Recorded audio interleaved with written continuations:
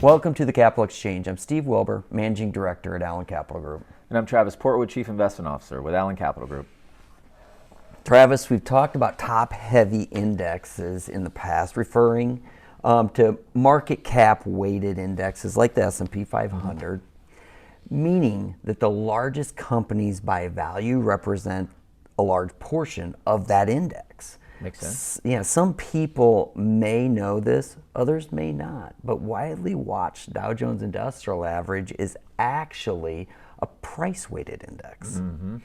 The higher the share price, the more influence the company is going to have on the index. Well, we had a change this last week. Walgreens is out, Amazon's in.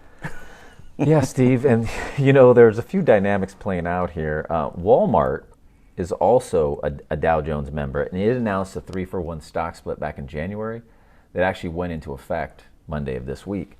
So unintentionally or not, by splitting their stock and reducing their share price or price per share, Walmart also reduced their influence on the Dow Jones Industrial Average's performance.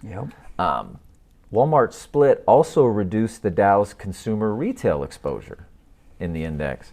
So they added Amazon back to the index to increase the consumer retail exposure back to a reasonable weight.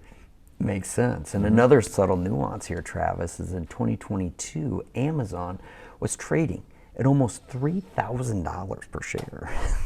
That's a big, a level far too high, obviously, to be included into the Dow Jones.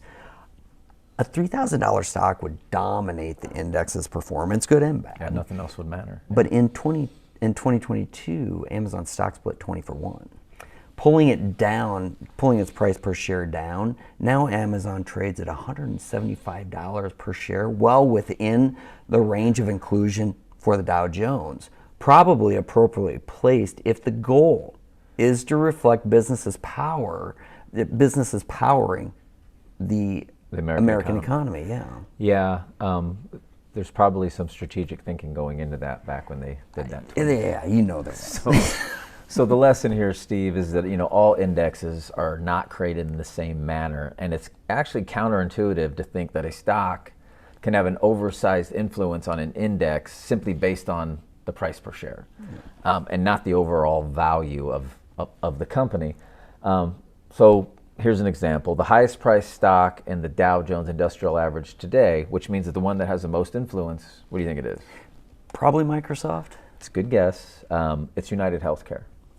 Trading at over $500 a share. Second is Microsoft. It's close. Third is Goldman Sachs. So with so many investors utilizing index funds or index ETFs these days, it's a good idea to work with your advisor and make sure you understand the index you're trying to track or replicate, and understand how that index is put together before you invest. Because there could be more going on underneath the hood than you realize. So true, Travis. It's been great. I look forward to it next week. Look forward to it as well.